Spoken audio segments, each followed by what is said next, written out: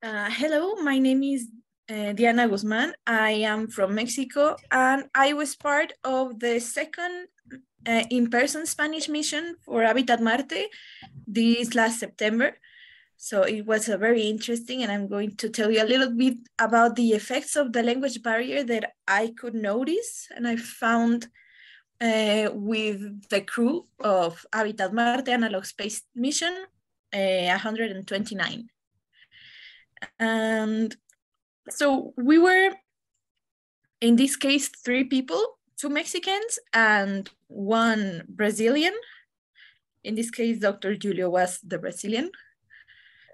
It was in last September and in Habitat Marte, and it was a lot of fun most of the time, and we made a lot of progress, I believe, but because of the language, it may have been a little bit slower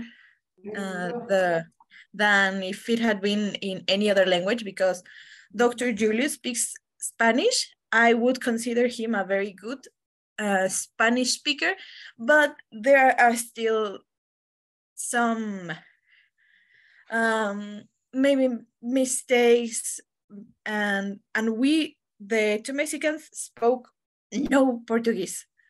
So the only way of communicating could have been maybe in English, but the mission was in Spanish. So we were trying to do everything we could in Spanish, but sometimes that brought us a little bit of a language barrier. So I would like to first to talk about language. So language, well, Mexican and Brazilian, Spanish and Brazilian are very similar languages. Maybe if we spoke slowly, we could understand each other. For example, I tried reading Dr. Julio's book that is in Portuguese, and I kind of could understand most of it. And because they all come like from the same root and everything, no? But they evolve differently. They have different ways of speaking. So we have to pay a lot of attention. So for example, between me and Karen, the other Mexican, it was very easy talking, just Spanish, understand, yes, everything. So we could talk very quickly, but maybe while we were talking, we were leaving Dr. Julio out of the conversation, or maybe if he got into the conversation, maybe he didn't understand something. So sometimes it was fun, sometimes it was a little bit hard, because if there was something fast or important that we had to do and he was trying to explain it in Spanish, we would be like, what? So language, language is very important. Language is the key to a person's self-identity. It enables a person to express emotions, share feelings, tell stories, and convey complex messages and knowledge. Without language, we maybe wouldn't be able to explain how to do something, or maybe we could show it, but it's easier to use the language, right? So it's the most powerful tool of communication we have. And with that, we can communicate ideas, our thoughts and our opinions, etc. So language is the main social human interaction. However, in this mission, as there were 2 different languages, sometimes there were funny situations. That language barrier made it, between Portuguese and Spanish, prevented an effective communication, sometimes in important matters. So first of all, we have the cultural differences. That means that, well, as we are both Latino countries, there are not many, maybe some food related. Sorry, my internet is a little bit slow as well. maybe the food is a little bit different. Maybe we were trying like to ask, hey, what is this? Oh, that is this. Yes, but that's the name of the thing. But what is it? Is it fish? Is it meat? Is it a fruit? Are you sure this little chili is not spicy? That, for example. Or for example, there was a situation where Karen and I were doing something and we thought, oh, we're doing it good or in the right way, but suddenly Dr. Julia was like, no, don't do that. Because we weren't listening, we weren't understanding what he was trying to say. So it was about cooking. So Karen was like putting a sausage on top of the pan, and there is a different way of cooking that specific type of sausage that we didn't know what it was. In Brazil, I think you should put it in water, or maybe it was the other way around. But the thing is that we made it different than Brazilians do it.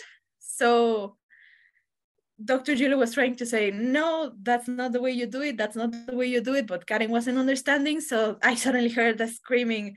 And because of the anxiety, because of the not being able to be understood, it gives people a lot of frustration. And suddenly teams, if they are not communicating in the same language, they can get to screaming, for example. There are also the sensing problems that I was talking about. So the miscommunication and the difficulties in obtaining accurate information are the main sensing problems that this type of team members encounter. It's very important for a team to have very, very good communication. And these miscommunications affect the overall dynamic of the mission. Maybe there was some dangerous things. For example, if we were going to go up a volcano at 40 degrees Celsius outside, we had to maybe wake up very early, but Mexicans don't, well, first of all, there was like the time zone was different. So if we tried to wake up early as maybe as Brazilians wanted. So for example, right here for this event, it's 4 a.m. in the morning for me. So waking up at this time, maybe it was very difficult for us there also. And so if we wanted to go up the volcano, maybe we were late because we have different time zones. Or maybe we are not as punctual as Brazilians are. Or maybe we didn't understand how dangerous it could be. Maybe Dr. Julio saw something happen to another member of another mission, and going up the mountain, he had that information, but maybe he couldn't express it very good in Spanish. Or for example, sometimes he would say a word in Portuguese that he thought, this must mean this in Spanish, but maybe we couldn't understand it because maybe it wasn't Spanish, it was still Portuguese. For example, the one I remember the most is that we said, oh, thank you very much. And he said, mucho gusto. That means nice to meet you. But maybe he was trying to say, you're welcome. So with a little bit of experience, like talking and getting to know him, we started understanding those little bits. We understood that when he said mucho gusto, he was trying to say, you're welcome. So we said, yes, no problem. And we didn't try to correct him either. So because of all of this, we were not completely well informed of the situations, of the ideas, of the procedures, and we had a little bit of conflict in there. Also because Karen and Dr. Julio have very strong personalities. So they crashed very, very often. Not hard, just a little bit. And there are also, as I was telling, the emotional and cognitive reactions. So anxiety is one of them, like trying to speak with someone. Luckily, we made a really good connection since the beginning.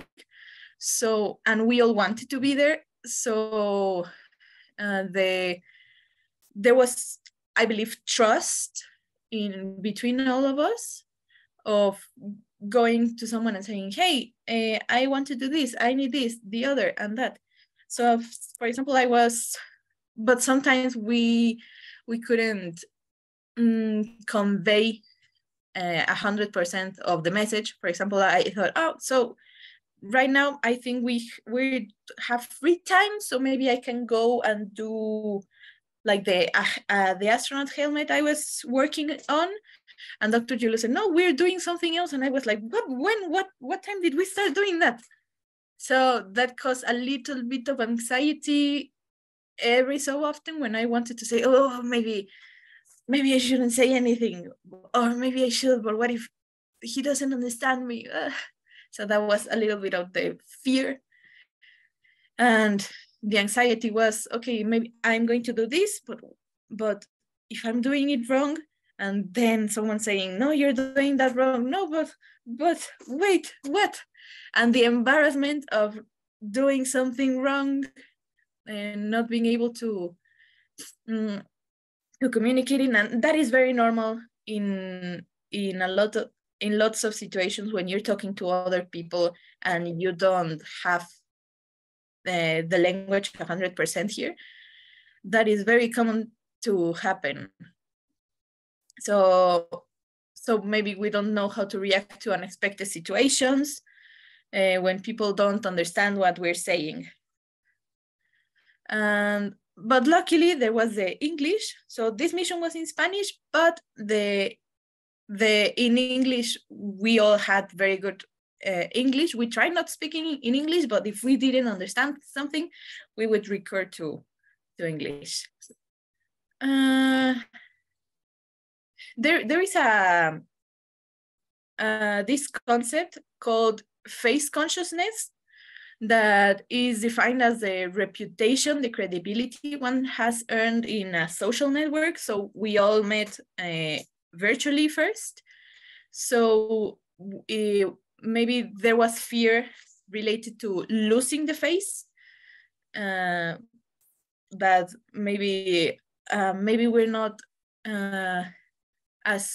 we're not going to have a very good image of ourselves in person than that as we did in the social network. There is also,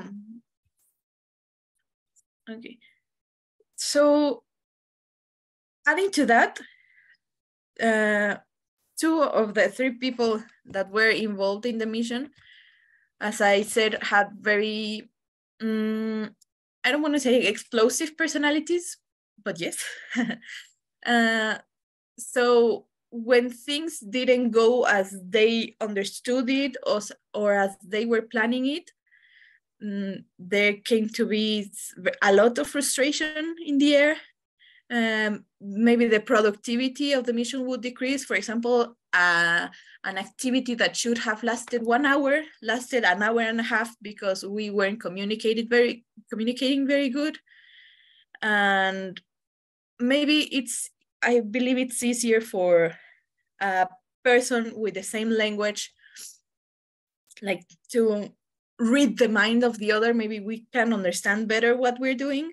But for example, Dr. Julio wanted to do something a specific way, and maybe he explained it to us, but we couldn't catch it completely. So for example, he said, I want you to do this, and he was writing it down. And that could also be another cultural difference, because then he was doing it, for example, he was doing something on the pool that we were doing previously, and he was like, why aren't you writing it down? And I was like, oh yes. And maybe he explained that, but we didn't catch it the first time, so that made us delay a little bit. And yes, so